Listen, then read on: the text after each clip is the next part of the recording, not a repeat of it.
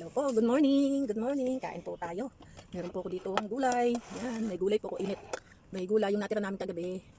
Ni Berna. Kain po tayo. Agahan tayo. Sarap. Kain po, kain po. Yan po. Thank you kay Lord. Lord, thank you so much for the food. Maraming salamat, Lord. Kain po tayo. Ako, mainit. Yan po. Gulay with meat. Sinabawan ko po na may kamatis, ampalaya, at saka po ito yung ano po na patola na may meat. Kain tayo. Kain po. Kain po. Thank you, Lord. Ay, pait. Kumait. Anyway, ganun talaga ang palaya eh.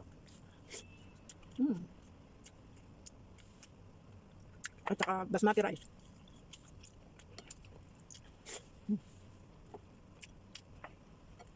Lagyan ko ito na maraming luya.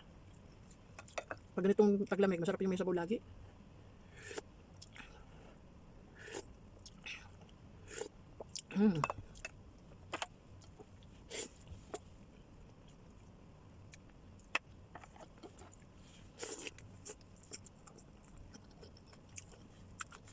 Kararating ko lang galing ako sa baba. Nagbayad ako ng aming electricity. At nag-top up sa Alipay para padalhan ko po ang mga inakay sa Pilipinas.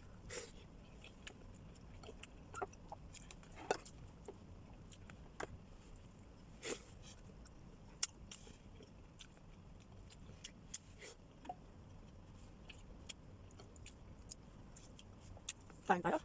Kayo po nakakain na.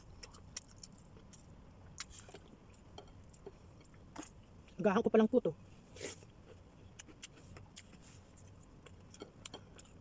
Agahan tanghalian na siguro. Tanghali na eh.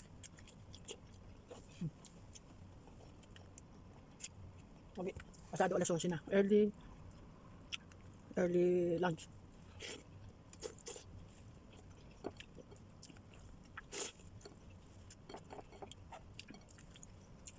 Mamaya magluto po ako ng binili ni Bernalyn na pata.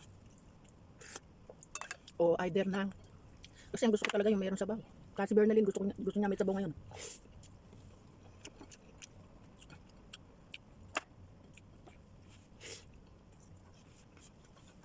Kain po.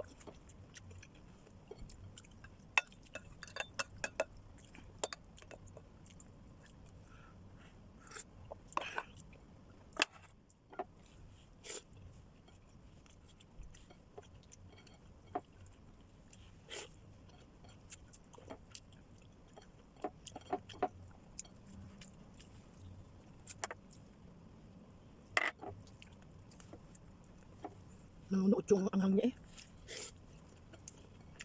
At saka yung pait.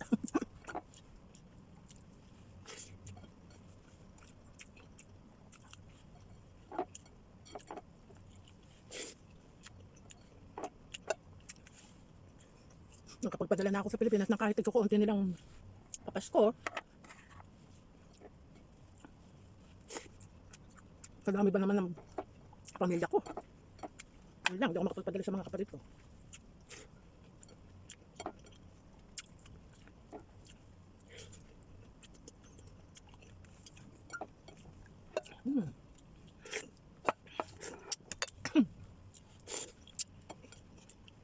Thank you po, bye! God bless you all. Ingat po tayong lahat.